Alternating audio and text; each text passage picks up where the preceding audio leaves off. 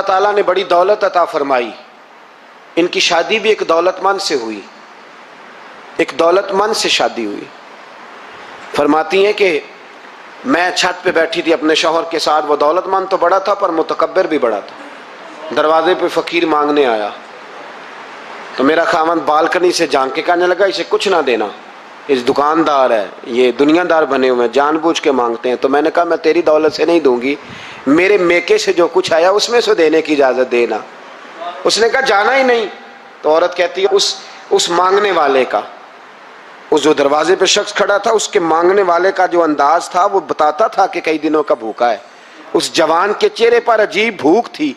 کہتی میں شوہر سے نظر بچا کے آئی اور میں نے چند دینار اس کی ہتھیلی پہ رکھے. جب رکھ کے میں نے دروازہ بند کیا تو سامنے میرا شوہر. کہنے لگا میری بغیر اجازت کے دیتی ہے، جا تجھے 3 طلاقیں.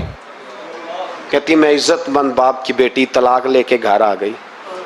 جرم میرا یہ ہے کہ میں نے اللہ کے رستے میں خیرات کی ہے. کہتی ہیں میرا والد پریشان کہ غلطی جس کی مرضی ہو، قصور تو بیٹیوں کا ہی ہوتا ہے نا. لڑکے پاک کے پاک رہ جاتے ہیں، منگنی بھی ٹوٹ جائے تو بچی کی جو حالت ہوتی ہے وہ کوئی بتا سکتا ہے؟ تو کہتی ہے میں شدید پریشان، میرے والد اور والدہ بھی پریشان، رشتہ کہاں سے آئے گا؟ 1-2 سال ہم شدید کرب میں رہے، رشتہ آیا تو بڑے امیر آدمی کا.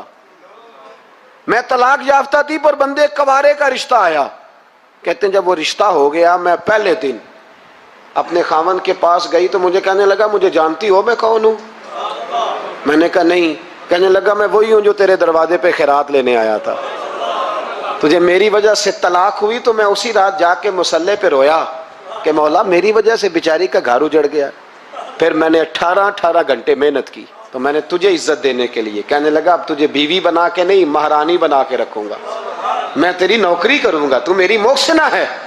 کہتی ہیں 1 سال گزرا، مجھے اللہ نے بیٹا بھی دیا. میں چھت پہ اپنے شوہر کے ساتھ بیٹھی تھی، دروازے پہ مانگنے والا آیا تو میرا شوہر سارے کام خود کرتا تھا. آج جب مانگنے والا آیا تو کہنے لگا جب کوئی مانگنے آیا تو نے دینے جانا ہے. کہتی ہے میں دروازے پہ مانگنے والے کو دینے گئی تو میری چیخ نکل گئی، میں دھڑام سے گری. میرا شوہر دوڑا آیا، کیا ہوا؟ کہنے لگی پتہ ہے مانگنے کون آیا؟ یہ وہی ہے جو میرا پرانا شوہر تھا. بے پرواہی ویک سجن دی جتھے کسے دی پیش نہ جاوے، انہیں تاجاں والے در در رولے. تاجاں والے تخت و تاج والے، تاجاں والے در در رولے تے منگتیاں تخت بٹھاوے. اوے سجنا کسے نو کارا مل دئی، کوئی کعبےوں خالی آوے. کہتی ہیں ام ربیہ کہ وہ شخص میرے دروازے پہ، میں رونے لگی. دولت کا تکبر کرتے ہیں لوگ. غریب دروازے پہ کھڑا ہے تو کہتے ہیں تم کماتے نہیں، مجھ سے بھیک مانگنے آ جاتے ہو. دولت کا تکبر، خبردار اس تکبر میں مبتلا نہ ہونا.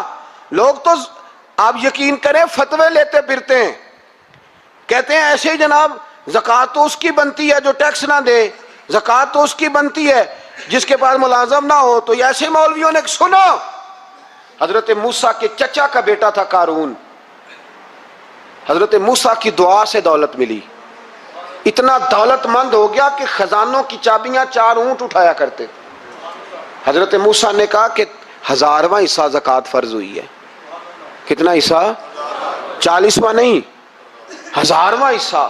تو زکوٰۃ دے. کہنے لگا دیتا ہوں. گھر جا کے حساب کیا تو پریشان ہو گئے، اتنے پیسے دینے پڑیں گے. پریشان جب آتے ہیں تب نہیں پریشان ہوتے، اتنے آ گئے میرے پاس دینے پڑے تو کہنے لگا ہو اتنے پیسے. حضرت موسیٰ نے کہا دے. تو کہنے لگا جناب موسیٰ ویسے مہنگا نہیں بڑا آپ نے رکھا خرچہ. آپ فرمانے لگے میرا حکم نہیں، حکم میرے 40واں نہیں تھا. کون سا حصہ تھا؟ بولیے. مسلمانوں کا کتنا ہے؟ سارے صحیح دیتے ہیں زکوٰۃ؟ کہتے میں تھوڑی تھوڑی دیتا رہتا ہوں. میں سال میں نے تھوڑی تھوڑی بانٹ دی ہے. کچھ ان کو دیا جو مجھے ووٹ دیں گے، کچھ ان کو دیا جو گاہے گاہے میرے گھر کا کوئی کام کر دیں گے. میں نے بانٹ دی ہے. یہ زکوٰۃ دے رہا ہے کہ سیاست کر رہا ہے تو؟ یہ کون سا طریقہ ہے؟ یہ کون سی طبیعت ہے؟ مضمون بھیجا ایک دوست نے، ایک بچی بڑی مشکل سے میٹرک اس نے کیا ہے تو کوئی امیر آدمی ان کے گھر میں پیسے دے گیا اس رمضان پہ. اس رمضان میں حیدرآباد کے قریب کسی گاؤں کی رہنے والی، تو بچی اگلے دن جا کے سارا کچھ ان کے گھر دے آئی ہے. سارا کچھ دے آئی ہے. کیوں؟ کہ وہ بچی کہتی ہے میں یتیم ہوں، میں 1.5 سال کی تھی اور میرا بھائی ابھی پیدا نہیں ہوا تھا جب میرا والد فوت ہو گیا، تو میرے چچا نے دھکے دے کے نکال دیا، میری ماں نے برتن دھو دھو کے ہمیں پالا اور میری ماں نے ہمیں پڑھایا، شدید محنت کی۔ تو کہتی ہے کل ایک دنیا دار آیا، اس نے کہا میں نے راشن دینا ہے، زبردستی ہمارے گھر آیا، غریبوں کو دینا ہے۔ کہتی ہے میری ماں نے کبھی ہمارے سامنے دکھ نہیں اپنا کھولا کہ میں بڑی غریب ہوں، میں نے جوانی تمہیں، لیکن کیا عجیب منظر ہے کہ اس نے ایک توڑا دیا راشن کا، تو سویرے جب میری اماں زور کے بعد کام کر کے آئی ہے تو رو رہی تھی۔ میں نے پوچھا اماں کیا ہوا؟ تو کہنے لگی بیٹے 4 اخباروں میں میری تصویر لگی ہے، 4 اخباروں میں۔ مجھے کیا پتا اس کے پاس کتنے موبائل تھے، کتنی تصویریں کھینچتا رہا۔ تو وہاں رکھ کے کہنے لگی چچا ہم نے بڑی راتیں بغیر پنکھے کے گزاری ہیں، کئی دن بغیر روٹی کھائے گزارے، پر ہم نے اپنا پردہ نہیں کھولا، تو ایک آٹے کا تھیلا دے کے ہمارا پردہ کھول گیا۔ 4 اخباروں میں رکھ اپنا سامان، اور سویرے اخبار میں یہ خبر بھی ضرور چھپوا دینا کہ وہ واپس کر گئے، یہ خبر بھی سویرے اخبار میں ضرور چھپوا دینا کہ وہ آٹے کا تھیلا وہ واپس کر گئے، یہ خبر چھپوا دینا۔ پھر وہ بچی اپنی ماں کی عزت کے لیے گئی اور جا کے پریس کلب میں اس نے 4 اخباروں کو کہا کہ میں آٹا واپس کر رہی ہوں، اب تمہاری ذمہ داری ہے کہ تم لوگوں کو بتاؤ کہ وہ تھیلا آٹے کا۔ شرم نہیں آتی؟ میں اجتماعی شادیوں کی مخالفت کرتا رہتا ہوں، دل کرتا ہے تمہارا کہ تمہاری بیٹی اور تمہارا داماد بٹھایا جائے اسٹیج پہ اور کہا جائے خیرات میں اس کی شادی ہو رہی ہے، اخباروں پہ تصویر آئے، کسی غریب کی بچی کی شادی کرنی ہے تو بورڈ لگوا دیا 30 اجتماعی شادیاں، وہ تماشا ہے؟ غریبوں کی بیٹیاں تماشا بنانے کے لیے ہیں؟ اگر کسی غریب کی بچی کی خدمت کر دیا تو اس طرح کر جس طرح حسین کے بیٹے امام زین العابدین کیا کرتے۔ امام زین العابدین، امام حسین کے بیٹے، جب دنیا سو جاتی تو سیدہ کا پوتا اپنے کندھے پر اناج کی تھیلی رکھ کے غریبوں کے دروازوں پہ دستک دینے پہنچ جاتا، غریب باہر نکل کے پوچھتے نام کیا ہے؟ کہنے لگے میرا نام نہ پوچھو، میری تو میرا دادا ڈیوٹی لگا گیا، میری تو میرا ابا ڈیوٹی لگا گیا، یہ تمہیں تمہارے حصے کا راشن ہے، اسے قبول کر لو۔ یہ ان لوگوں کا طریقہ تھا۔ یہ کیا انداز ہوا کہ 4 اخباروں میں خبر، عزتیں لوگ اچھالتے پھر۔ اس کو کہا قارون کو زکوٰۃ دے، کہنے لگا کوئی نہیں، بلکہ اس نے الزام لگایا۔ حضرت موسیٰ تقریر کر رہے تھے تو ایک بندہ لے کے آ گیا، اس کے پیچھے ایک عورت ہے، کہنے لگا موسیٰ خطبے بڑے دیتے ہو، پر ایک بی بی کہتی ہے کہ حضرت موسیٰ نے تو میرے ساتھ معاذ اللہ ثم معاذ اللہ نقل کفر نہ باشد، موسیٰ نے تو میرے ساتھ زیادتی کی ہے۔ حضرت موسیٰ اللہ کے نبی جب عزت دار آدمی سے آ کے سوال پوچھتے ہو تو بیچارہ ٹوٹ جاتا ہے، وہ بیچارہ ٹوٹ جاتا ہے۔ جب لوگ پوچھتے ہیں نا یہ تو کھا گیا فلانی شے، عزت دار اس نے اپنی زندگی بڑی مشکل سے کاٹی ہو پر وقار سے کاٹی ہو، وہ تڑپ اٹھتا ہے۔ حضرت موسیٰ بڑے جلالی تھے، پر جب قارون نے عورت کا الزام لگایا تو رو پڑے، سجدے میں سر رکھ کے کہنے لگے مولا مجھ سے اتنا سخت امتحان نہ لے، میں نے تو سارا کچھ تیرے نام کیا ہوا ہے۔ پھر ممبر پہ بیٹھے، بی بی سے کہنے لگے سچ بتا ماجرا کیا ہے؟ جب جلال سے پوچھا تو عورت تڑپ اٹھی، کہنے لگی اس نے پیسے دیے تھے آپ پہ الزام لگانے۔ حضرت موسیٰ نے دعا کی، کہا یا اللہ تو دیکھ رہا ہے اس نے تیرے نبی کے ساتھ کیا کیا ہے؟ جب وہ غرق ہونے لگا نا زمین میں، زمین پھٹی اندر جانے لگا تو کہنے لگا لگتا ہے میری دولت تم سنبھالو گے۔ تو حضرت موسیٰ نے کہا اس کے خزانے بھی ساتھ ہی رکھو، سارے خزانے سر پہ رکھے اور خزانوں سمیت زمین میں غرق ہو گیا۔ علم پڑھے دا مان نہ کریے مت آکھی میں پڑھیا، او جبار کہار کہاوے متے روڑ دیوی دودھ کڑے۔ تو دولتوں سمیت لوگ غرق ہو گئے، کدھر گیا ان کا مال، کدھر گیا؟ اورنگزیب عالمگیر جانے لگے تو بیٹے سے کہنے لگے میرے ہاتھ نہ کفن سے باہر نکالنا، جنازہ اٹھے تو میرے ہاتھ لٹکنے چاہیے۔ لوگوں نے کہا کیوں؟ کہنے لگے میں لوگوں کو بتانا چاہتا ہوں تھا میں بادشاہ پر خالی ہاتھ جا رہا ہوں۔ کفن کو جیب ہوتی ہے تو کس کے لیے پیسے جمع کر رہے ہو؟ قبروں میں بینک ہوتے ہیں، کس کے لیے گن کے سوتے ہو رات کو؟ کس کے لیے؟ کل من علیہا، ہر چیز فنا ہوگی۔ نماز پڑھتا ہوں تو میرے رزق میں برکت بھی ہونی چاہیے، بھائی نہ برکت ہوگی تو نہیں پڑھو گے۔ سوال ہے میں اب نیک کام کرتا ہوں تو لوگ میری عزت بھی کریں، تو اگر لوگ عزت نہیں کریں گے تو نیک کام چھوڑ جائیں گے؟ یہ شرطیں ہم نے لگائی ہیں، اس لیے ہم کئی دفعہ محبت نہیں کر رہے ہوتے، تجارت کر رہے ہوتے ہیں، تجارت۔ اور تجارت ٹھیک ہے، پھر اگر آپ کسی کے ساتھ تجارت کر رہے ہیں تو سامنے والا بھی تجارت ہی کر رہا ہے، پھر سودا بیچ لو، سودا خرید لو، سودا خرید لو، سودا بیچ لو، یہی کچھ ہوگا۔ حضرت ابوبکر صدیق رضی اللہ تعالیٰ عنہ نے غیر مشروط محبت کی، غیر مشروط، یعنی جو حضور نے کہہ دیا انہوں نے کہا حضور بالکل ہی ٹھیک ہے، جو سرکار دو عالم صلی اللہ تعالی علیہ وسلم نے فرما دیا عرض کی حضور آپ جو کہیں گے ہو جائے گا، کوئی لیتا نہیں، کوئی لالا نہیں، کوئی اگر نہیں، کوئی مگر نہیں، کوئی ایسے کیسے ویسے، بس جو فرما دیا ٹھیک ہے، جیسے کر دیا ٹھیک ہے، جس انداز میں بات کر دی ٹھیک ہے۔ حضور نے کہا کہ جہاد پہ چلنا ہے چلتے ہیں، اب حدیبیہ میں صلح کرنی ہے حضور ٹھیک ہے کر لیتے ہیں۔ حضرت عمر کہتے ہیں میں نے کچھ اپنے مشورے پیش کیے کہ اس طرح کر کے چلنا چاہیے، پر ابو بکر صدیق نے کہا نہ بھائی جو کریم فرما دے وہی ٹھیک ہے، ہم نے نہ کبھی قطرے پہ غور کیا اور نہ دریا دیکھا، بس جہاں تیری جھلک دیکھی وہیں ڈوب گئے۔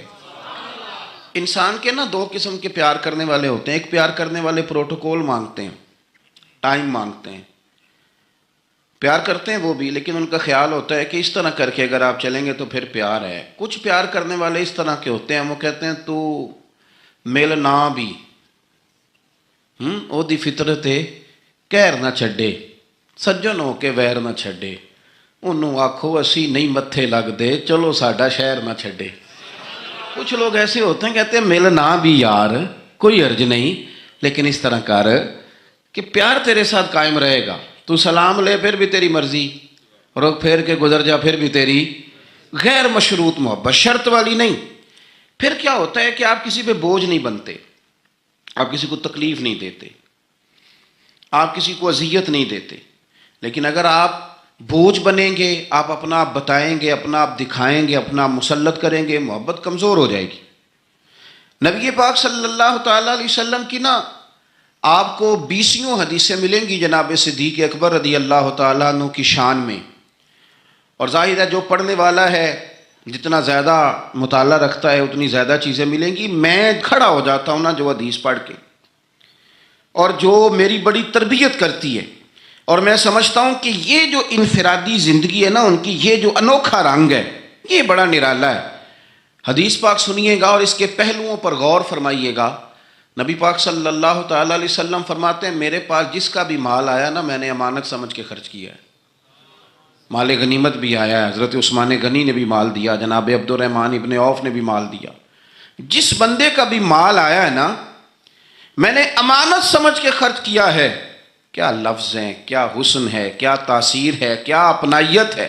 حضور فرماتے ہیں جس کا مال آیا اور لوگوں میں نے امانت سمجھ کے خرچ کیا، پر جب ابو بکر کے پیسے آئے نا میں نے اپنے سمجھ کے خرچ کیے، یہ اپنے ہیں، ان کا کوئی مسئلہ نہیں۔ میں نے کہا کہ میں یہ نہیں کہتا کہ یہ سب سے بڑی فضیلت کی حدیث ہے، علماء کی اپنی اپنی رائے ہے، جو حدیث پاک پڑھنے والے لوگ ہیں طلباء اساتذہ ان کی اپنی، میری یہ رائے ہے کہ یہ جو جملہ ہے نا یہ والا، یعنی جس کے مال کوئی بندہ اپنا مال کہہ لے، دیکھیں نا کچھ جگہوں پہ آپ پوچھتے ہیں کہتے ہیں یار یہ ذرا ضرورت ہے مہربانی کر، اور کچھ پیسے ایسے ہوتے ہیں آپ اٹھا لیتے ہیں کہتے ہیں انہیں کچھ بھی نہیں کہنا، یہ حد ہے اپنائیت کی۔ حضرت صدیق اکبر کے بارے میں میرے کریم نے فرمایا کہ میں نے جب اس کے پیسے آئے ہیں نا تو مجھے یوں لگا یہ اس کے نہیں یہ میرے ہیں، میں نے اپنے سمجھ کے نا، اللہ کرے میں آپ کو سمجھا سکوں بات، جس کی چیزیں مدینے والے کی اپنی چیزیں کہلائیں، جس کی چیزیں حضور کی اپنی چیزیں کہلائیں۔ اب بات کو سمجھیں، حضرت ابوبکر صدیق نے غیر مشروط محبت کی، لا محدود وفاداری کی، بغیر حیل و حجت کے پیار کیا، صبح شامیں دوپہر ہر چیز کریم کے نام کر دی۔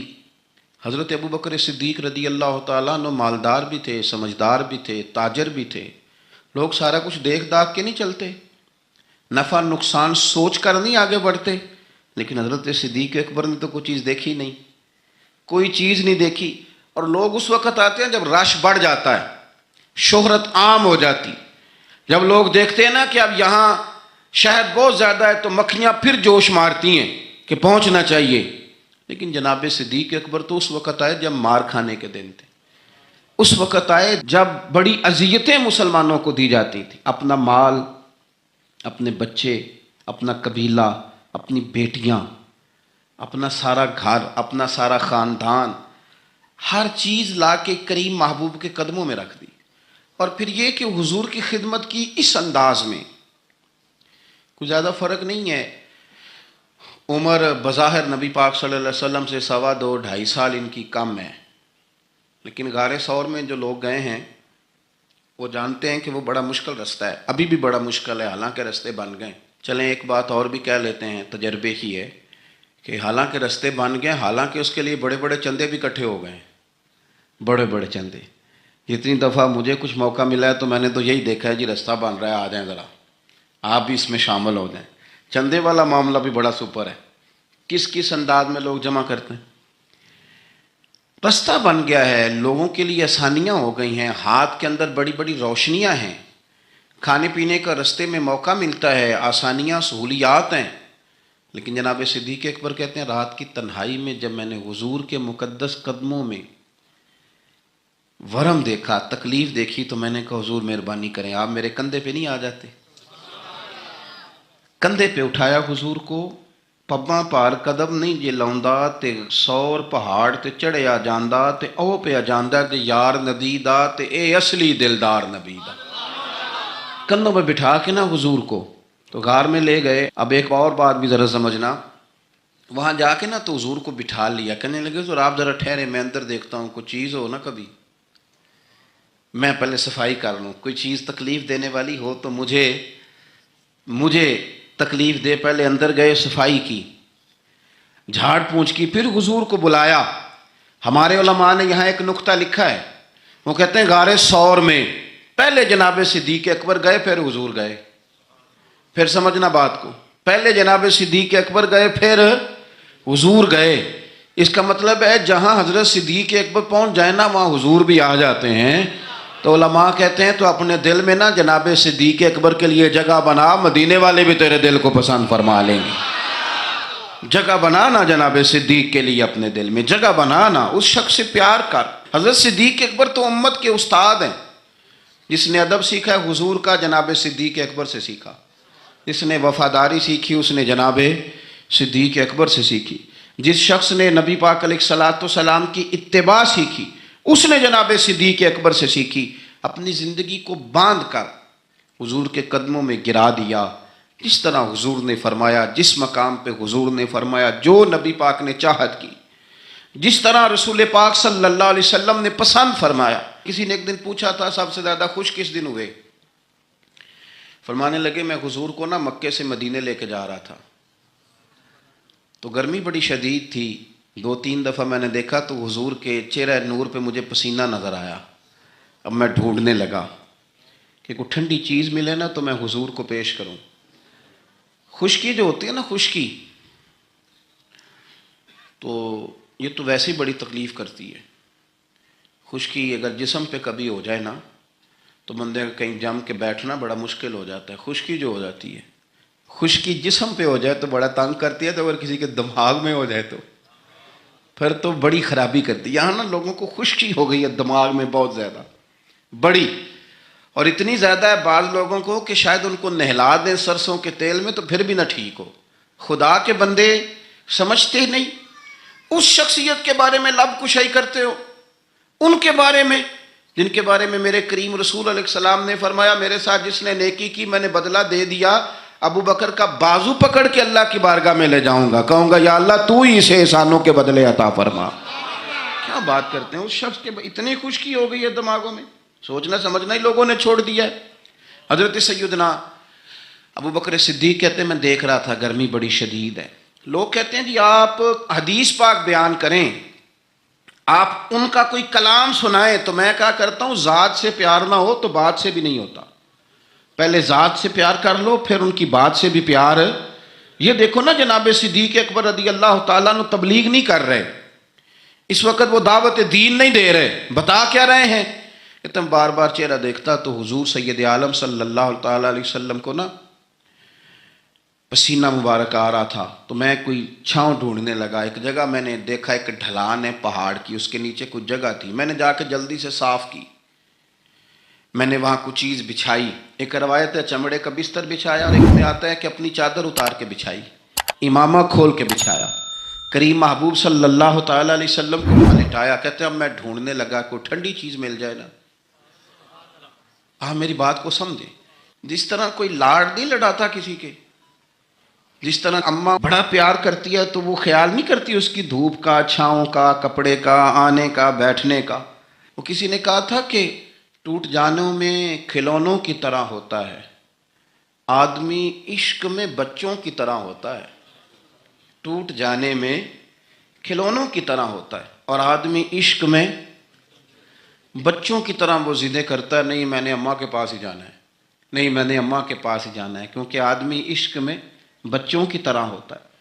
حضرت ابوبکر صدیق رضی اللہ تعالیٰ عنہ کہتے میں ڈھونڈ رہا تھا کوئی ٹھنڈی چیز، اور پردیس کا ماحول ہے، مسافر ہیں ہم. ایک چرواہا بکریاں چرا رہا تھا. میں نے اسے کہا تھوڑا دودھ دے دو گے؟ اس نے کہا زیادہ پیسے لوں گا. میں نے کہا جتنا تیرا دل کرے لے. لیکن جب وہ دودھ دھونے لگا تو میں نے کہا کہ پہلے ہاتھ بھی دھو لے، پیالہ بھی دھو لے. کہنے لگا یار بڑے پاک صاف ہو. میں نے کہا نہیں تجھے نہیں پتا، جن کے لیے لے کے جانا ہے نا انہیں اللہ نے بڑا پاک صاف پیدا فرمایا ہے. فرماتے ہیں مجھے کہنے لگا خود ہی دودھ دھو لو. پہاڑ کے پیچھے کنواں تھا. اس نے کہا بڑی دور ہے. میں نے کہا تو دور نہ بتا، بس ایڈریس بتا. میں دوڑ کے گیا کنویں پہ، جا کے ہاتھ دھوئے، پیالہ دھویا، پانی بھرا، واپس آیا، اور پھر میں نے لا کے بکری کے تھن دھوئے، پھر میں نے دودھ دھویا، پھر میں دوبارہ گیا وہاں کنویں پہ، اس دودھ کو میں نے ٹھنڈا کیا. اب میں خرامہ خرامہ آ رہا ہوں، سارے رستے سوچتا ہوں حضور تو آرام فرمائیں، اگر جگاؤں گا تو یہ ویسے سوء ادب ہے، اور اگر حضور بیدار نہیں ہوتے ظاہری طور پر تو یہ دودھ تو پھر گرم ہو جائے گا. اسی کشمکش میں گزری میری زندگی کی راتیں، کبھی پیچ و تاب راضی، کبھی سوز و ساز رومی. کہتے اسی کیفیت میں پیچ و تاب میں گزر رہا تھا. جا کے کریم کے سرانے کھڑا ہی ہوا تھا کہ حضور نے آنکھیں کھول دی. کیا لائے ہو؟ کہتے ہیں گھٹنوں کے بل بیٹھ کے جب میں نے وہ دودھ پیش کیا نا، اور حضور نے مقدس ہونٹوں کے ساتھ وہ دودھ لگایا، اور جب پہلا گھونٹ ٹھنڈے دودھ کا حضور کے مقدس حلق سے اترا تو سرکار کے چہرے پر جو میں نے روشنی اور خوشی کے آثار دیکھے، کہتے ہیں لوگوں تمہیں کیا بتاؤں، وہ تنہائی تھی، ایک میں تھا، حضور تھے. اس دن میں اتنا راضی ہوا، اتنا راضی ہوا، نہ اس سے پہلے کبھی ہوا تھا نہ اس کے بعد کبھی ہوا. نبی پاک صلی اللہ تعالیٰ علیہ وسلم کی رضا چاہنے میں جلدی کرنا، حضور سید عالم علیہ السلام کی غلامی میں رہنا، اور پھر اپنے آپ کو انہوں نے سوار لیا، اپنے آپ کو ڈھال لیا محبوب کی رضا میں. سردار تھے، اعلیٰ کپڑے پہنتے تھے، حضور کی غلامی میں آ گئے. پھر انہوں نے اس طرح کی کیفیت بنائی کہ حضور کی امت سے پیار شروع کیا. مدینے کے غریب گھروں میں کچھ یتیم بچیاں تھیں تو ان کے گھر کا دودھ بھی دھو کے آیا کرتے تھے. دودھ دھو کے دے دیتے، تم پی لو، کچھ بیچ لو. جب آپ خلیفہ بن گئے تو بچیاں آئیں، کہنے لگی ابو بکر آپ پہلے آیا کرتے تھے، ہمارے گھر میں کام کر جاتے تھے، اب تو آپ امیر بن گئے، ابھی بھی آئیں گے؟ تو حضرت صدیق اکبر کچھ غم تازہ تھا، حضور کے وصال ظاہری کو چند دن ہوئے تھے، آنسوؤں سے آنکھیں بھر گئیں، اور چہرہ صاف کرتے ہوئے کہنے لگے پتر پہلے تو میں اپنی مرضی سے آتا تھا، اب تو حضور کی امت نے میری ڈیوٹی لگا دی ہے، اب تو میری مدینے والے کی امت کی نوکری کرنا ڈیوٹی لگ گئی، اب تو میں ڈیوٹی سمجھ کے آؤں. عاجزی، انکساری، سادگی، تھوڑا کھانا. ہمارے ہاں نا لیول بدلتا ہے، ہمارا پھر سوچیں بدلتی ہیں. گاڑیاں بدلنے والے لوگ اپنا ذہن بھی بدلنے لگ جاتے ہیں. بہت زیادہ کپڑے تبدیل کرنا جائز ہے، لیکن بہت زیادہ دوست تبدیل کرنا کوئی اتنی اچھی بات نہیں. بہت زیادہ اچھے سے اچھے مکانوں میں چلے جانا تو درست ہے، لیکن اپنے پچھلے محلے کو بھول جانا اور وہاں بسنے والے لوگوں کو پینڈو کہہ کے طنز کرنا اور وہاں کے لوگوں پہ تنقید کرنا، یہ اخلاقی طور پر چھوٹے لوگوں کا طریقہ ہے. بڑے لوگ یہ کام نہیں کرتے، وہ اپنی اصل پہ قائم رہتے ہیں. انہیں اپنی پچھلی یادیں وقار کے ساتھ اور فخر کے ساتھ یاد رہتی ہیں، اور وہ حسین لمحات میں اپنے آپ کو محسوس کرتے ہیں جب واپس پلٹ کر کے جاتے ہیں. حضرت ابو بکر صدیق رضی اللہ تعالیٰ عنہ امیر المومنین بن گئے. بہت بڑا درجہ ہے. اور آج کل کی عمارتیں نہیں. آج جس طرح لوگ امیر ہوتے ہیں نا, 4 پائے ہوتے ہیں کرسی کے, تو جو بھی وزیر اعظم بنتا ہے 1 پایا اس کا ہل ہی رہا ہوتا ہے, تو وہ ملک سنوارنے سے زیادہ اس پائے کی بیچارہ فکر میں رہتا ہے کہ کہیں میری کرسی نہ گر جائے. کام کیا کرنا ہوتا ہے, حکومت اپوزیشن اپنے رٹوں سے نہیں نکلتی. قوم کا ملت کا کیا سوچیں گے, سارا دن ایک دوسرے کے بارے میں سوچ کر کے ٹائم گزار. لیکن حضرت ابو بکر صدیق خلیفہ بنے تھے جہاں امیر کی اطاعت واجبات میں سے تھی. لوگ ان کی بات پر سر تسلیم خم کرتے تھے. خلیفہ کے بہت سارے حقوق دین نے بیان کیے, اولی الامر کے تحت آپ کی بڑی شان تھی, لیکن زندگی وہی سادگی والی, انداز وہی عاجزی والا, طریقہ وہی. آپ نے پانی مانگا, مجھے پانی چاہیے. امیر المومنین ہے, کتنی کتنی چیزیں ہیں. اب تو عام سادے لوگوں کے گھروں میں بھی فریزر میں کیا کچھ پڑا ہے, اور چیزیں کھانے کی باری نہیں آ رہی. تو پانی مانگا تو کسی نے نا شہد اور دودھ پیش کیا. بڑی بڑی چیزیں ہوتی ہیں نا الگ سے بڑے لوگوں کے لیے. دودھ اور شہد پیش کیا تو جناب صدیق اکبر رو پڑے. فرمانے لگے نہیں, پانی لاؤ. حضور یہ چلیں آپ نہ پئیں, پر رونے والی کیا بات ہے. فرمانے لگے مجھے ڈر لگتا ہے میں کہیں دنیا دار نہ بن جاؤں. لے جاؤ. کہ حضرت کیا مطلب. فرمانے لگے میں حضور سید عالم صلی اللہ علیہ وسلم کی بارگاہ عالی مرتبت میں حاضر تھا, تو حضور کہہ رہے تھے کسی چیز کو دور ہو جا, دور ہو جا, دور ہو جا. چیز کوئی نظر نہیں آ رہی تھی. کچھ دیر سب لوگ خاموش رہے, تو میں نے عرض کی حضور کچھ ہماری رعایت فرما دیں, کس کو دور کر رہے ہیں آپ. تو محبوب فرمانے لگے یہ دنیا کا مال ہے, دنیا داری ہے. میرے قریب آنے لگی تھی تو میں نے 3 دفعہ کہا دور ہو جا, دور ہو جا, دور ہو جا. فرمایا جب اسے کریم نے اپنے قریب نہیں کیا تو ہم دنیا کے معاملے میں اتنے محو ہو جائیں, طرح طرح کے کھانے, طرح طرح کے لباس, طرح طرح کے ہمارے اٹھنے بیٹھنے. اب کہاں میں نے نہیں دیکھا اب کوئی شخص ایسا ہو جو جوتے گانٹھ کے پہنتا ہو, ورنہ تو ایک پورا پورا تھیلا لے کر کے جاتے تھے موچی کے پاس کہ ہمارے جوتے گانٹھ دیں. کہاں چلا گیا وہ دور. اور اس کے باوجود غربت کا رونا پہلے سے زیادہ رویا جا رہا ہے, پہلے سے زیادہ غربت کا رونا رویا جا رہا ہے. حضرت صدیق اکبر رضی اللہ تعالیٰ عنہ, عشق اگر عروج کا ہے تو اتباع کا جو جذبہ ہے, اپنے آپ کو زیادہ نہ پھیلائیں, سہولیات کا اپنے آپ کو زیادہ عادی نہ کریں, پروٹوکول کا اپنے آپ کو عادی نہ کریں. عزتیں اللہ کی بارگاہ عالی مرتبت سے ملتی ہیں, لیکن اپنے اصولوں پہ قائم رہیں. حضرت ابو بکر صدیق رضی اللہ تعالیٰ عنہ حضور کے وصال ظاہری کے بعد اپنی صاحبزادی سیدہ عائشہ صدیقہ رضی اللہ تعالیٰ عنہ کے گھر گئے, تو جا کے دیر تک خاموش بیٹھیں, دیر تک. تو سیدہ عائشہ صدیقہ رضی اللہ تعالیٰ عنہ عرض کرتی ہیں کہ آپ بڑے خاموش ہیں, کیا بات ہے. کہنے لگے پتر تیرے نے چھت پہ میں جب آتا تھا تو نور دیکھتا تھا, میں نور دیکھتا تھا. ایک بات اور عرض کروں آپ کی خدمت میں, یہ جو معرفت آج کل جس کا نام لوگوں نے رکھا ہے نا, معرفت, 2-3 گہری باتیں کر دینا. معرفت سب سے زیادہ اگر آپ کو ملے گی تو نبی پاک کے صحابہ میں ملے گی, حضور کی اولاد میں ملے گی. سب سے زیادہ معرفت وہاں سے سیکھیں. ان کے اقوال, ان کے ارشادات, ان کا طور طریقہ, یہ معرفت ہے. یہ جس چیز کا ہم نے نام رکھا ہے نا, اب تو آپ یقین کریں جو مرضی بندہ بیٹھ کے, ہمارے ملک میں ایسے ایسے اسکالر ہیں جو تازے آئے ہیں تو وہ کہتے ہیں اقبال بھی ٹھیک نہیں تھے, فلانا بھی ٹھیک نہیں تھا. تو کسی نے پوچھا کہ یہ بندہ کیوں کہہ رہا ہے, تو میں نے کہا وہ اس لیے کہہ رہا ہے کہ کسی بڑے آدمی کی مخالفت کروں گا تو میرا نام ہوگا نا, کسی بڑے آدمی کی.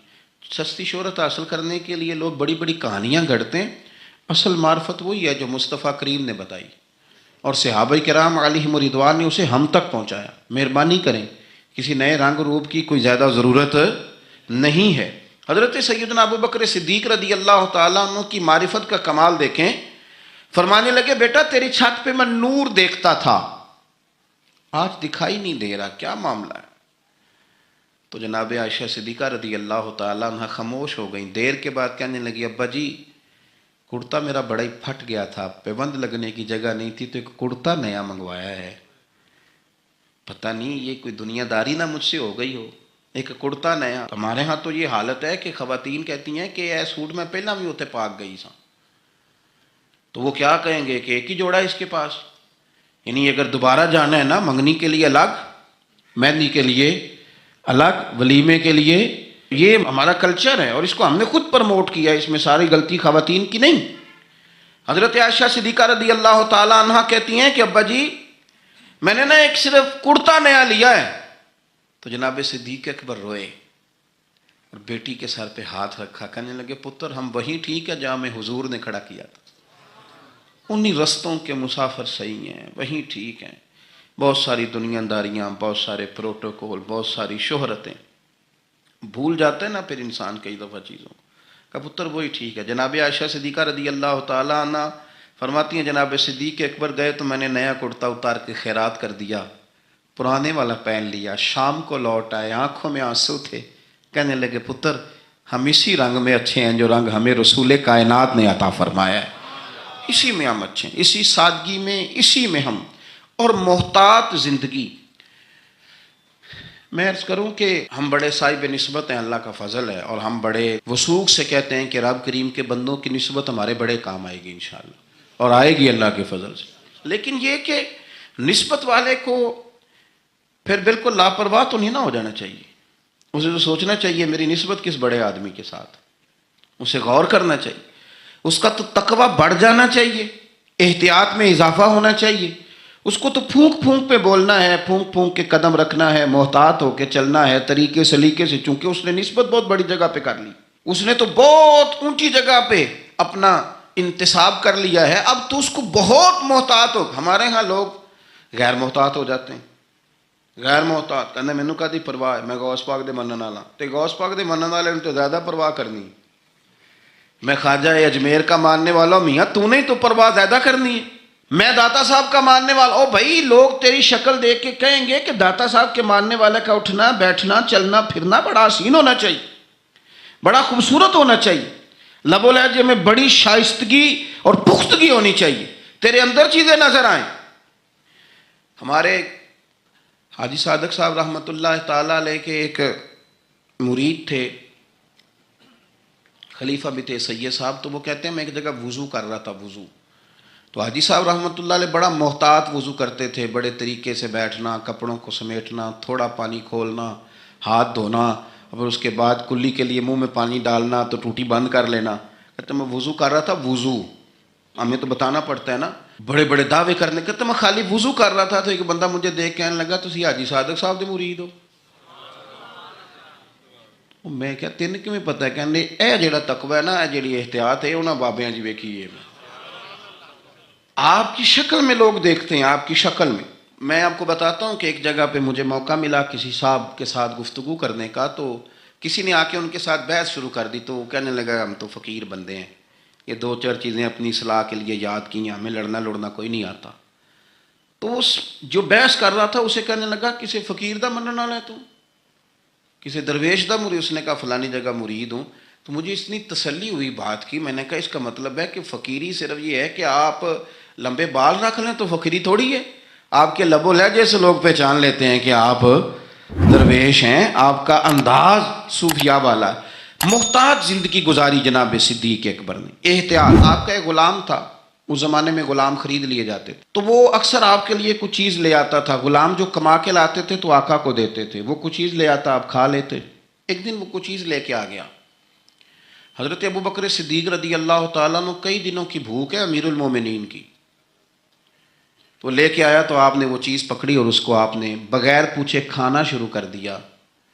تو وہ غلام کہتا ہے حضور پہلے تو آپ پوچھا کرتے تھے، آج پوچھا نہیں. فرمایا بھوک بڑی لگی ہوئی تھی تو بتا کہاں سے تو لایا ہے؟ تو اس نے کہا یہ تو دور جاہلیت میں میرا کسی کے ساتھ کو معاملہ تھا، کو میں نے جنتر منتر کیا تھا تو اس سے پیسے لینے تھے، وہ آج ملے ہیں تو میں لے آیا ہوں. اب بہت ساری جگہیں ایسی ہیں جہاں پہ نہ جاننا درگزر کا ذریعہ بنتا ہے، لیکن حضرت ابو بکر صدیق ہے نا، ان کو پتہ تھا نا کہ حضور نے مجھے کئی دفعہ جنتی کہا ہے. انہیں پتہ تھا نا کہ نبی پاک صلی اللہ تعالیٰ علیہ وسلم نے فرمایا تیرے احسانوں کے بدلے اللہ ہی ادا کرے گا. ساری حدیثیں ذہن میں تھی نا، لیکن وہ خیر محتاط نہیں ہوئے. ڈگری مل گئی، سند مل گئی جنتی ہونے کی. لیکن کسی جگہ بھی ان کے لب و لہجے کے اندر کوئی ایسی چیز نہیں آئی۔ اس نے کہا حضور یہ والی رقم تھی تو گلے کے اندر انگلی ڈال کے کہہ کر دی۔ فرمانے لگے یہ میرے لیے جائز نہیں، اور کہہ بھی کی اور اللہ کی بارگاہ میں استغفار بھی کیا۔ یہ ان کا تقوی، پرہیزگاری، محتاط زندگی۔ حضرت ابو بکر صدیق رضی اللہ تعالیٰ عنہ کے فضائل، آپ کے معاملات، آپ کی زندگی کے اندر جو چیز ہمیں بہت زیادہ کثرت کے ساتھ ملتی ہے، حضور کی غلامی بھی کرنی ہے تو کھل کے، خدمت بھی کرنی ہے تو کھل کے، لیکن بات بھی ماننی ہے تو پوری کھل کے۔ ایسا نہیں کہ میرے پاس نسبت ہے میں کرتا کراتا کچھ نہیں، ایسا نہیں۔ حضور نے ایک دن پوچھا آج روزہ کس نے رکھا ہے؟ تو سب لوگ خاموش ہو گئے۔ حضرت صدیق اکبر نے ہاتھ کھڑا کیا، عرض کی یا رسول اللہ صلی اللہ علیہ وسلم آپ حکم نہ دیتے تو نہ بتاتا، آج یہ سعادت میرے حصے میں آئی ہے۔ تو حضور نے فرمایا آج کسی نے کسی بیمار کی تیمارداری کی ہے؟ سب خاموش ہیں۔ جناب صدیق اکبر نے ہاتھ کھڑا کیا۔ انہیں پتا تھا نا یہ حضور کی پسندیدہ چیزیں ہیں، یہ کام نبی پاک کے، تو وہ ان میں لگ گئے تھے۔ حضور میں نے یہ کام کیا ہے۔ تو حضور نے فرمایا آج کسی نے کسی جنازے میں شرکت کی؟ ہاتھ کھڑا کیا، حضور میں نے کیا۔ حضرت عمر فاروق فرماتے ہیں پھر ہم نے تو طے کر لیا۔ جب حضور نے چوتھی چیز پوچھی نا کہ آج کسی بندے نے کسی مسکین کو کھانا کھلایا، تو پھر ہم نہیں بول رہے تھے، ہمیں پتا تھا کس نے بولنا ہے۔ کہتے ہیں حضرت صدیق اکبر نے ہاتھ کھڑا کیا، جو بات حضور پوچھتے گئے وہ بتاتے گئے۔ تو نبی پاک علیہ الصلوۃ والسلام نے فرمایا جنتیوں کی 360 علامات ہیں، کسی میں ایک بھی پائی جائے تو وہ جنتی ہے۔ تو صحابہ کہتے ہیں ہم خاموش ہو گئے۔ تو کریم ابو فرمانے لگے یہ جو ابو بکر صدیق ہے نا، ان میں 360 ساری کی ساری پائی جاتی ہیں۔ بات اس بات پر ختم کرنے لگا ہوں کہ ہم لوگوں نے ایک تو دین کے معاملے میں لیت و لالا چھوڑ دینا ہے، چھوڑ دینا۔ ہم نے غیر مشروط محبت کرنی ہے رسول کائنات کی ذات کے ساتھ، غیر مشروط محبت اللہ والوں کے ساتھ۔ اور دوسری بات یہ کہ ہم نے محتاط رہنا ہے، ہم نے غیر محتاط نہیں ہونا۔ جب کوئی کسی کو آ کے کوئی بات کرتا ہے تو لوگ پوچھتے ہیں کس کے شاگرد ہو، کس کے مرید ہو، کہاں آنا جانا رہتا ہے، کس کو سنتے ہو، کہاں اٹھتے بیٹھتے ہو۔ تو ہم نے اپنے آپ کو اتنا محتاط کرنا ہے۔ ہمیشہ درخت اپنے پھل سے پہچان لیا جاتا ہے۔ ہم نمائندے ہیں اپنی جماعت کے، اپنے بزرگوں کے۔ ہمارے اقوال سے لوگ عکس کریں گے کہ ہماری تربیت کس نے کی۔ ایک تو اپنے آپ کو محتاط کریں، اور دوسرا یہ کہ میری یہ خواہش ہے کہ آپ روز ایک حدیث حضرت صدیق اکبر کے فضائل کی پڑھیں، روز سنائیں۔ اگر آپ کو میڈیا چلاتے ہیں تو روز ایک روایت وہاں آپ جو ہے وہ اس کو لائیں، ان کا کوئی قول، ان کی کوئی بات، ان کا کوئی تذکرہ۔ اس لیے کہ میرا یہ ماننا ہے کہ جو جناب صدیق اکبر سے پیار کرے اسے مدینے والے رسول بڑا پیار کرتے ہیں۔ کثرت عبادت، نوافل۔ ہمارے ہاں عمرے کی قرآن اندازی محفلوں پہ ہونے لگ گئی ہے، حالانکہ حدیث سے ثابت نہیں۔ میں دوستوں سے کہتا ہوں جائز ہے، کرنی چاہیے، عمرے کی قرآن اندازی جائز ہے، پر کسی حدیث میں نہیں آئی کہ قرآن اندازی کرو عمرہ کرو۔ حدیث میں قرآن اندازی یہ آئی ہے کہ نبی پاک علیہ السلام نے فرمایا تمہیں پتہ چل جائے نا پہلی صف کا ثواب کتنا ہے، تم قرآن اندازی کرو۔ عمرے کی قرآن اندازی کا تو پوسٹر چھپتا ہے، تو یہ والی قرآن اندازی کب ہونی ہے؟ ہونی چاہیے کہ نہیں؟ حضور نے فرمایا تمہیں پتہ چلے کہ اس کا ثواب کتنا، تو تم قرآن اندازی کرو، تم قرآن ڈالو۔ جب آپ نماز پڑھ رہے ہوتے ہیں، جب آپ کا مصلی آباد ہوتا ہے، صلاح الدین ایوبی ایک بزرگ سے ملاقات ہو گئی، بیت المقدس پر قبضہ تھا عیسائیوں کا، تو صلاح الدین بڑے پریشان تھے۔ بابا جی کہنے لگے پتر کیا ہوا؟ کہنے لگے حضور پتہ چلا ہے دشمن کے 2 بحری بیڑے اسلحہ لے کے آ رہے ہیں، مسلمان پہلے ہی کمزور ہیں، اور اب اگر 2 بحری بیڑے اور آ گئے تو حضور مسئلہ بن جائے گا۔ تو میں پریشان ہوں کہ کس طرح یہ کم مسئلے والی ہماری فوج ہے کیسے مقابلہ کرے گی۔ تو بابا جی کہنے لگے پتر اس طرح کرنا، آج رات تو بھی دعا کرنا اور میں بھی کروں گا، تو بھی دعا کرنا، آپ ناراض نہ ہونا، ہم تو پیروں والے ہیں، ہم تو پیروں کے نوکر غلام ہیں، ہمارا تو گزارا ہی نہیں، ہمیں تو ملتا ہے سارا کچھ وہاں سے۔ پر میرا سوال یہ ہے کہ تعویذ لینے جاتے ہو نفل کیوں نہیں پڑھتے؟ رات اللہ اللہ کیوں نہیں کرتے؟ یہ بھی تو ہمارے بزرگوں کا ہی طریقہ ہے، انہوں نے تو ہمیں سکھایا ہے۔ صلاح الدین ایوبی سے بزرگوں نے کہا کہ رات آج نا اللہ اللہ کرنا، تو میں تیرے لیے دعا کروں گا، تو بھی دعا کرنا۔ تو بندہ جب دکھی ہوتا ہے تو سجدہ کرتا ہے تو پھر ہی تو مصلی بھیگ جاتا ہے، پھر ہی تو مزہ آتا ہے۔ سکھی بندہ تو کعبے جا کے نہیں روتا، دکھی تھے، تکلیف تھی تو سر رکھا سجدے میں تو تڑپ گئے۔ اور وہ بابا جی کہتے ہیں میں مسجد آیا تو صلاح الدین چیخے مار کے رو رہا تھا اور کہہ رہا تھا مالک میں کوئی اپنی شان کے لیے تو نہیں نہ لڑ رہا، اللہ کو میں کوئی قبضوں کے لیے تو نہیں لڑ رہا، مالک تیرے لیے لڑ رہا ہوں، مجھے بے آبرو نہ کرنا، میری مدد فرمانا۔ کہتے ہیں میں آیا تھا کہ مسجد میں دعا کروں گا، پر صلاح الدین ایوبی کو روتے دیکھا تو میں لوٹ گیا۔ تو سویرے صلاح الدین ملے تو بڑے خوش تھے۔ میں نے کہا پتر کیا ہوا؟ کہنے لگے حضور وہ بحری بیڑے دو آ رہے تھے نا اسلحہ لے کے، دونوں ڈوب گئے پانی میں ڈوب گئے۔ تو بابا جی کہنے لگے صلاح الدین وہ پانی میں نہیں ڈوبے، وہ تیرے آنسوؤں میں ڈوب گئے، وہ غرق ہو گئے، وہ جو تو نے مصلی بات کیا تو وہ تیرے آنسوؤں میں ڈوب گئے، وہ غرق ہو گئے، وہ تباہ، اتنے قیمتی تھے تیرے آنسو کے بہا لے گئے دشمن کے بحری بیڑوں کو۔ میرے بھائی ٹھیک ہو گیا جی، میرے عزیز سمجھ لیں اس بات کو ہمیشہ کے لیے، اور اس پر غور کرنے اچھے طریقے سے کہ میرے رسول کریم سید عالم صلی اللہ علیہ وسلم نے نا ہماری توجہ دلائی، حضور نے ہمیں بتلایا، ہمارا ذوق بڑھایا عبادت کی طرف۔ ایک صحابی تھے حضرت ابو فاطمہ رضی اللہ تعالیٰ عنہ، یہ ترمذی شریف کی حدیث ہے۔ نبی پاک علیہ السلام نے فرمایا ابو فاطمہ قیامت کے دن مجھ سے جلدی ملنا چاہتے ہو کہ دیر کے ساتھ؟ تو کہنے لگے حضور کون ہوگا جو دیر سے ملنا چاہے گا، ہم نے تو جان دے دی وعدہ دیدار پر۔ اعلیٰ حضرت فرماتے ہیں جان دے دی وعدہ اور نقد اپنا دام ہو ہی جائے گا۔ مجھے لگتا ہے کہ یہ سودا نقد و نقد ہو جانا ہے، چونکہ ہم نے جان دے دی وعدہ دیدار پر۔ آپ نے وعدہ کیا تھا کہ مریں گے تو پھر زیارت ہوگی، تو مر گئے ہم زیارت کی خاطر۔ جان دے دی وعدہ دیدار پر تو نقد اپنا دام ہو ہی جائے گا۔ اے رضا ہر کام کا ایک وقت ہے، دل کو بھی آرام ہو ہی جائے گا۔ تو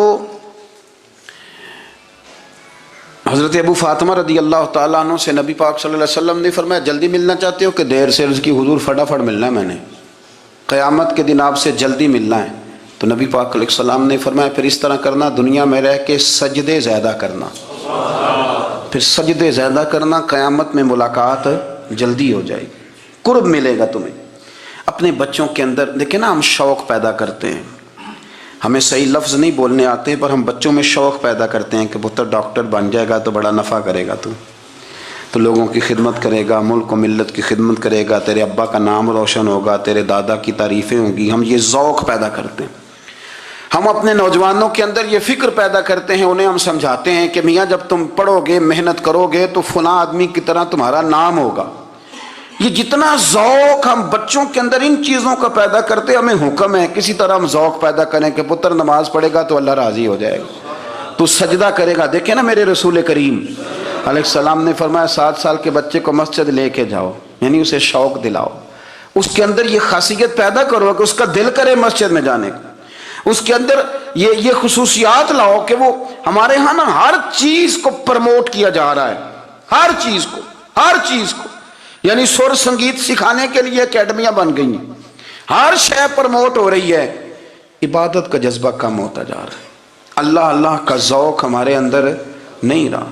اور اتنا مشکل ہم نے اپنے لیے بنا لیا ہے کہ وہ بندہ جو بڑی زبردست مذہبی گفتگو کر رہا تھا اور تگڑی بات کر رہا تھا، کیا بات ہے، لیکن نماز کے بارے میں کمزوری دکھا جاتا ہے، نوافل کے بارے میں وہ چپکے سے نکل جاتا ہے۔ امام احمد بن حنبل رحمۃ اللہ تعالی علیہ، مسند امام احمد بن حنبل 14 جلدوں میں ہے مارکیٹ میں، اور مجھے تو خیر پسند ہی بڑی ہے، میں نے تو کئی دفعہ پڑھی ہے۔ اور کیا بات ہے امام احمد بن حنبل کی، کیسے تگڑے قسم کے محدث تھے اور اللہ نے کتنا انہیں اعزاز عطا فرمایا ہوا تھا۔ یہ کوڑے بھی کھاتے تھے دین کی خاطر، سارا کرتا لہو سے بھر بھی جایا کرتا تھا، بڑا اعزاز والا شخص تھے، بڑے اعزاز والے۔ حدیثیں جمع کرنا، حدیثیں لکھنا، حدیث پڑھانا، سارا دن رہتے تھے۔ کہہ سکتے تھے کہ میں کر تو رہا ہوں کام، اور حدیث بھی موجود ہے کہ عالم عابد سے افضل ہوتا ہے، پر اس کے باوجود امام احمد بن حنبل رحمۃ اللہ علیہ 300 نفل فرض نمازوں کے علاوہ پڑھا کرتے تھے، 300 نوافل روز پڑھا کرتے تھے. ان کے بیٹے نے کہا ابا جی مکان خریدنا ہے تو جگہ کہاں کر کے لوں, بہت ساری آبادیاں. تو فرمایا پتر وہاں لینا جہاں مسجد قریب ہو. میرے رسول کریم سید عالم صلی اللہ علیہ وسلم اتنا پسند کرتے مسجد کو, اتنا پسند کرتے نماز کو, کہ رسول کریم صلی اللہ علیہ وسلم تہجد کی نماز بھی پڑھتے, پھر حضور فجر کی نماز بھی پڑھتے. نبی پاک وتر کو الگ کر کے پڑھتے, عشاء کے ساتھ نہیں پڑھتے. یہ تو ہم اس لیے اجازت دی ہمارے بزرگوں نے کہ بعد میں اٹھے گا کون علیحدہ وتر پڑھنے کے لیے, عشاء کے ساتھ پڑھ لے. وتر پڑھتے, تہجد پڑھتے, فجر پڑھتے, اشراق پڑھتے, چاشت پڑھتے, پھر مغرب کی نماز کے بعد 6 رکعت اوابین پڑھتے, پھر رات کو صلاۃ اللیل پڑھتے. سیدہ عائشہ صدیقہ کہتی ہیں زمانہ سو جاتا اور میرے رسول مصلی بچھا کے کھڑے ہو جاتے. او یار کھیتی باڑی کر کے نہیں, محنت مزدوری کر کے نہیں. جناب عائشہ کہتی ہیں میں یہ بھی دیکھتی کہ حضور ایک آیت شروع کرتے تو ساری رات اسی کو پڑھتے, اور میری نظر جاتی تو قدم مبارک پہ ورم آ جاتا. یار نماز پڑھ پڑھ کے, اتنی مشقت کر کے, اتنی جد و جہد کر کے ورم آ گیا. یا رسول اللہ اتنی محنت کیوں کرتے ہو؟ فرمایا افلا اکون عبدا شکورا, کیا میں اپنے رب کا شکر گزار بندہ نہ بنوں؟ صحابہ کا ذوق عبادتوں کا, ریاضتوں کا, تلاوتوں کا, طبیعت ہے ان کی. وہ ایک دوسرے کو, حضرت مولا علی شیر خدا کرم اللہ تعالی وجہہ الکریم کے زمانے میں روم کے بادشاہ نے کہا یار یہ مسلمانوں کا پتہ تو کرو, یہ آخر کیوں اتنے زیادہ مجاہد ہیں. اس زمانے میں جاسوس بھیجنے کا مزاج تھا, اب تو جاسوس پکڑا جاتا ہے, اب تو جاسوس اور جاسوسی کا شوق ویسے آج بھی ہے. عرض کروں تھوڑی سی بات اس عنوان سے. پتہ ہے کیا ہمارا مسئلہ ہے؟ ہم جہاں جاتے ہیں نا وہاں تھوڑی خوشبو سونگنے کی کوشش کرتے ہیں. وہ کیا ہے تو یہ کیا ہے تو ادھر کیا ہے تو تھوڑا سا ادھر کیا ہے. میرے رسول پاک پڑھیے درود شریف, سارے پڑھیے ذرا زور سے, صلی اللہ تعالی. نبی پاک علیہ السلام نے فرمایا جاسوسی نہ کرنا ورنہ تم بندوں کو خراب کر دو گے, اور فرمایا اس طرح نہ ہو کہ تم کسی کے اب کھول نہ نکلو تو تمہارے پہلے کھول جائیں. یہ جو ذوق ہے نا یہ ختم کریں, چھوڑیں. مطلب آپ کس چکر میں پڑے ہوئے ہیں, اتنی زیادہ توجہ کرنے کی کیا ضرورت ہے؟ نے کام سے کام رکھیں, اس میں بندہ تھوڑا سا نا آسان رہتا ہے. یہ جو بہت زیادہ ٹٹولنے والے لوگ ہوتے ہیں نا وہ بیچارے پھر عمر ٹٹولتے ہی گزار دیتے ہیں, اس لیے کہ مزاج ہی بہت پکا ہے. بوری کا منہ کھول کے اندر تک ہاتھ ڈالنا, تو پھر کئی دفعہ سامنے سے بچھو بھی لڑ جاتا ہے, خرابی ہوتی ہے. تو جاسوسی کی جاتی تھی. اس نے بھی جاسوس بھیجے, کیونکہ قبیلوں کے لوگ تھے, کچھ مسلم کچھ کافر, پہچانے نہیں جاتے تھے لوگ. تو کچھ لوگ اس نے بھیجے, انہوں نے آ کے نا تحقیق کی, ریسرچ کری کہ آخر ماجرا کیا ہے. تو واپس جا کے انہوں نے رپورٹ دی نا روم کے بادشاہ کو. اس رپورٹ کا ایک جملہ بڑا شاندار ہے. وہ کہنے لگا بادشاہ ہمیں مسلمانوں کی کوئی سمجھ نہیں آئی, ہمیں کوئی سمجھ نہیں آئی. انہوں نے کہا بھی کیوں نہیں سمجھ آئی؟ کہنے لگے یار عجیب بندے ہیں, جب رات مصلے پہ بیٹھتے ہیں تو یوں لگتا ہے ان کا دنیا سے رشتہ ہی کوئی نہیں, کوئی کسی کو نہیں جانتا. کوئی اپنے دکھ سنا کے رو رہا ہے, کوئی اپنی بات کر کے رو رہا ہے, لگتا ہے کہ ان کا کوئی رشتہ ہے ہی نہیں جب مصلے پہ بیٹھتے ہیں. اور فرمایا جب سویرے یہ جہاد کرنے نکلتے ہیں تو لگتا ہے ان سے زیادہ دلیر ہی کوئی نہیں. حالانکہ جو مسلوں پہ رونے دھونے کے لوگ ہوتے ہیں وہ کئی دفعہ جہاد میں کام نہیں کرتے, لیکن عجیب لوگ ہیں کہ رات کے راہب ہیں, دن کے مجاہد ہیں, کوئی سمجھ نہیں آتی. میرے عزیز ان لوگوں نے مصلی آباد کر کے رکھا, تلاوتیں ان کا ذوق رہی, منظر روز پڑھنا, اسباق پڑھنا, وظائف پڑھنا, یہ ان کا ذوق رہا. اعلیٰ حضرت بریلوی رحمت اللہ نے 1000 کتاب لکھی ہے, لیکن الوظیفۃ الکریمہ کے نام سے جو وہ صبح و شام وظائف پڑھتے تھے وہ الگ انہوں نے ان کو بیان کیا, پابندی کے ساتھ اپنی اللہ اللہ کرتے تھے. شیخ شہاب الدین سہروردی رحمت اللہ علیہ اس پر ایک بندے نے اعتراض کیا. اس نے کہا جی آپ کس قسم کے صوفی ہیں, مرید بیٹھے ہیں اور آپ وہاں نفل پڑھ رہے ہیں. یہ بھی بڑا مسئلہ ہوتا ہے نا, جو بندہ ملنے آتا ہے وہ اپنے ٹائم کے حساب سے آتا ہے, اور اس کا یہ بھی خیال ہوتا ہے کہ پیر صاحب جو ہیں وہ چونکہ درویش ہیں تو نہ انہیں روٹی کھانی چاہیے نہ سونا چاہیے, چونکہ وہ درویش ہیں, اور ہم چونکہ درویشوں کے ماننے والے ہیں لہذا ہمارا یہ طریقہ ہونا چاہیے کہ جیسے ہم کہیں درویش ویسے ہی کر جائے. حالانکہ جس کو آپ درویش کہیں گے آپ اس کی مانیں گے, آپ منوائیں گے نہیں, ہمارا مزاج ہوتا ہے. شیخ شہاب الدین پر لوگوں نے اعتراض کی, حضور لوگ ملنے آئے ہیں, زیارت کرنے آئے ہیں, بندے دعا کرانے آئے ہیں, اللہ اللہ کرانے آئے, اور آپ نفل پڑھ رہے ہیں. کیا جملہ ہے, کیا حسن ہے, کیا خوبصورتی ہے. فرمانے لگے رب رسول سے مانگنے کے لیے مصلی بچھایا ہے, اگر وہاں سے مانگوں گا نہیں تو تمہیں دوں گا کیا؟ پہلے مجھے کچھ لے تو لینے دو, اگر میرے پلے کچھ ہے ہوگی تو آگے دوں گا نا. تو میں مانگنے گیا تھا کہ یا اللہ دے, تیرے بندے لینے آئے ہیں, دے تو میں کچھ لوں گا تو آگے دوں گا نا. لیکن ہمارا یہ سٹیٹس, یہ مزاج, یہ شعور نہیں ہے. گپیں, کہانیاں, داستانیں, گفتگو, خطابت, واز, کیا بات. لیکن اگر کچھ کرنے کا کام ہو تو وہ نہیں ہم سے ہوتا. میرے نبی کریم علیہ الصلوۃ والسلام نے مصلے سے دل لگانے کا درس دیا.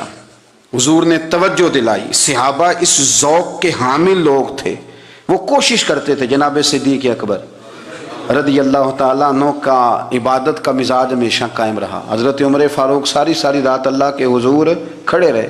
حضرت عثمان غنی رضی اللہ تعالیٰ عنہ عشاء کی نماز پڑھ کے 2 رکعتوں کی نیت باندھتے تھے. 15 سپارے پہلی رکعت میں پڑھ دیتے تھے اور 15 سپارے قرآن مجید کے دوسری رکعت میں پڑھ دیتے تھے. آپ نے نا حضرت عمر فاروق کے وصال کے بعد ان کی ایک بیوہ سے نکاح کیا. حضرت عثمان غنی نے نکاح کیا. وہ خاتون آپ کے نکاح میں آئیں تو عرض کرنے لگی, امیر المومنین میرے لیے یہ اعزاز تو بہت ہے کہ میں امیر المومنین کی بیوہ تھی تو امیر المومنین کی منکوحہ ہو گئی ہوں, لیکن حضور نہ تو میں جوان ہوں کہ میرے اندر رغبت ہوتی اور نہ میں اب اس قابل ہوں کہ کوئی خدمت کر سکوں. میرے ساتھ نکاح کی وجہ کیا بنی؟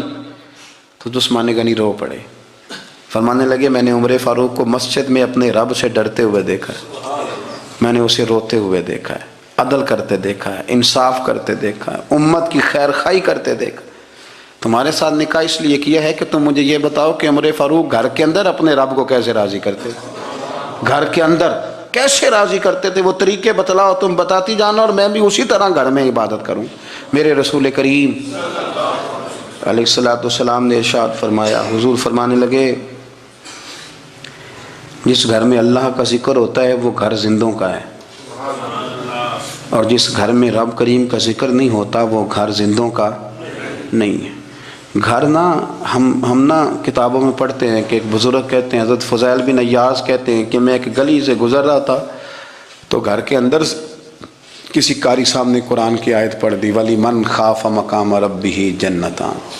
میں میرے کانوں سے ٹکرائی تو اللہ نے میری کایا ہی پلٹ دی, میں توبہ کر گیا. اب گھر کے اندر سے آواز آئے تو صحیح نہ تلاوت کی, پر اندر سے آواز آتی نہیں, یا ڈیک بجنے کی آواز آتی ہے, یا ٹی وی چلنے کی آواز آتی ہے, یا دھوم مچانے کی آواز آتی ہے. عبادت کا وہ جو خاص شوق تھا, وہ جو حسن تھا, وہ جو توانائی تھی, وہ جو بات تھی. ایک جگہ پہ ہم بیٹھے تھے تو وہاں ایک صاحب آئے اور انہوں نے آتے ہی کہا کہ مہربانی کریں ذرا مجھے مصلی دے دیں, میرے نہ کچھ نفل رہ گئے. تو میں نے وضو کر لیا تو کوئی مصلی مل جائے. مصلی انہیں دے دیا گیا, وہ مصلی لے کے چلے گئے تو پیچھے ایک صاحب نے تبصرہ کیا, کہنے نے کتنا ریاکار بندہ ہے, لوگوں کو دکھا رہا ہے کہ میں نفل پڑھتا ہوں, ہے کوئی بات کرنے والی. میں نے اسے کہا, میں نے کہا تو مہربانی کرنا, اس طرح کی ریاکاری تو بھی کر, پکڑ مصلی اور جا تو بھی تھوڑی ریاکاری کر کے آ, اٹھ ذرا. شکر کر کو یہ ریاکار بھی ملا ہے, کوئی نفل پڑھ کے ریاکاری کر رہا ہے. اللہ کا میں کہتا ہوں کو پڑھے تو صحیح نہ, یہ کوئی دور ہے نفل پڑھنے کا, اس میں تو لوگوں کا مزاج ہی نہیں, طبیعت ہی نہیں. میں نے کہا چل مہربانی کر, یہ لے مصلی اور تو بھی جا تھوڑی سی, یا کر یا ریاکاری کرو تو صحیح نا, مزاج ہی نہیں, ذوق. جمعے کی نماز پڑھ کے یوں دنیا بھاگتی ہے, او ہو پتہ نہیں کون سی پیچھے آگ تھی جو بجھائی جائے گی. اور آج تک لوگ مسئلہ پوچھ رہے ہیں کہ جمعے کی بعد والی سنتیں کتنی ہوتی ہیں. میں نے کہا کتنے سال ہو گئے جمعہ پڑھتے, کتنے سال ہو گئے, ابھی تک سنتوں کا نہیں پتا, ابھی تک نے علم کے پہلے کتنی رکھتے ہیں اور بعد میں کتنی رکھتے ہیں.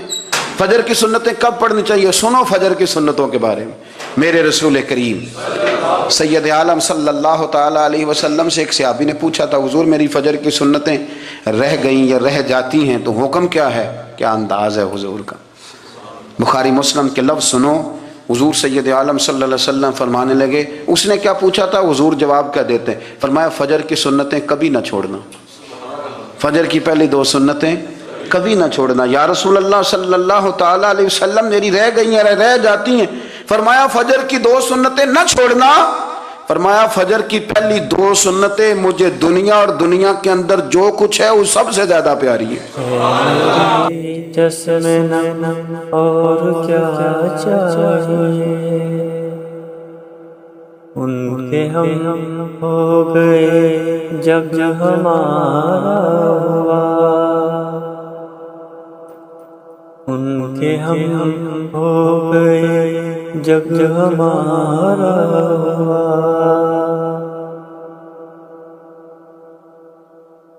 فضل سا ہے اور کیا چاہیے، ان کے منگتوں کو ملتا ہے خیرات میں،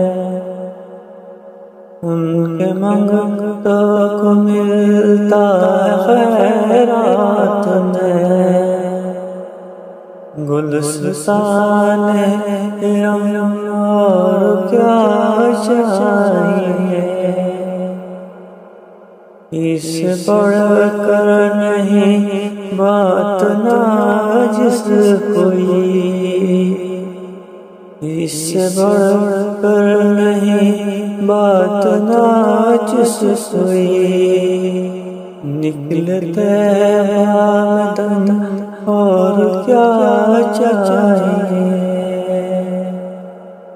نکلتے آمدن اور کیا چاہیے، پہنچتے اور کیا چاہیے، ہو رہا ہے کرم اور کیا چاہیے۔ فجر کی 2 سنتیں دنیا اور دنیا میں جو کچھ ہیں مجھے وہ سب سے زیادہ پیاری ہیں، اس لیے فجر کی سنتیں نہ چھوڑنا۔ اپنا ذوق، اپنی طبیعت، ہم نے نا ذوق غلط بنا لیا ہے۔ اگر 20 بندے کہہ بھی دیں گے تو نے بڑی شاندار تلاوت کیا تو کیا اس سے بنے گا؟ 100 بندہ کہہ بھی دے تیری کیا بات ہے، کیا بات ہے نعت خاں کی، کیا بات ہے علامہ صاحب کی، پیر صاحب کی، پیر مہر علی شاہ صاحب رحمت اللہ علیہ۔ آپ تشریف فرما تھے تو آپ کے ایک ہی بیٹے بابو جی جن کو کہا جاتا ہے، جس دن صاحبزادے پیدا ہوئے تو خادم نہ وہاں سے نکلا۔ ان لوگوں کے شوق اور طرح کے تھے نا، تو ان کی توجہ بھی اپنے شوق کی طرف رہتی۔ تو خادم نکلا اندر سے، پیر صاحب مبارک ہو، پیر صاحب مبارک ہو، پیر صاحب مبارک ہو، پیر صاحب مبارک ہو، شور کر رہے ہیں۔ تو پیر صاحب کو وجد ہو گیا، اللہ اکبر اللہ اکبر اللہ، او کیا ہوا، کس بات کی مبارک دے رہے ہو؟ عرض کی حضور اللہ نے بیٹا دیا ہے۔ تو آپ فرمانے لگے اچھا حضور آپ کیا ہوا، آپ تو پریشان ہو گئے۔ فرمانے لگے جب تو نے 3 دفعہ کہا نا مہر علی کو مبارک ہو، تو میں سمجھا تھا شاید تجھے کسی نے بتا دیا ہے کہ مہر علی سے اللہ راضی ہو گیا۔ میں سمجھا تھا کہ شاید تو یہ خبر لے کے آیا ہے کہ کسی نے بتایا ہے کہ مجھے آج خبر ملی ہے کہ مہر علی سے رب اچھا پتر ہوا ہے، الحمدللہ اللہ کا شکر ہے۔ پر میرے لیے مبارک کا دن وہ ہوگا جب میرا رب کہے گا کہ میں مہر علی سے راضی ہوں، میرے محبوب کہیں گے کہ میں مہر علی سے۔ آپ بات کو سمجھیں، شوق ہی کسی اور طرف تھا، دل ہی کہیں اور لگا ہوا تھا، طبیعت ہی کہیں اور مائل تھی۔ کوئی وظیفہ پوچھتے تھے تو پڑھتے تھے وہ لوگ، کچھ اللہ اللہ انہیں بتائی جاتی تھی تو کرنے کا ذوق رکھتے تھے، طبیعت تھی، قائل تھے۔ حضرت ربیع کہتے ہیں میں بڑی دور سے سفر کر کے گیا حضرت اویس کرنی سے ملنے، بڑی دور سے، اور جب میں پہنچا تو فجر کا وقت تھا۔ تو حضرت اویس کرنی کو میں نے پا لیا، تو وہ نماز پڑھ کے نا قرآن شریف لے کے بیٹھ گئے۔ فرماتے ہیں اشراق چاشت کا وقت ہوا تو نفلوں کی نیت باندھ لی۔ محدث ابن الجوزی نے لکھا ہے، فرماتے ہیں پھر جب زوال کا وقت ہوا تو مسجد میں جھاڑو دینے لگ گئے۔ زور کی نماز پڑھ کے تو عصر کی تیاری تک وہ مسجد میں بیٹھے رہے۔ اور میرے نبی پاک علیہ السلام نے فرمایا جو نماز کے انتظار میں بیٹھا ہو وہ نماز ہی میں ہے، وہ نماز ہی میں ہے۔ فرمایا میری دنیا، میری امت کی جو رہبانیت ہے نا وہ اتنی ہے کہ نماز کا انتظار کرے، اذان کے بعد نماز کا یہ راہب ہیں، یہ اس وقت چھوڑ کے بیٹھے ہیں سارا کچھ۔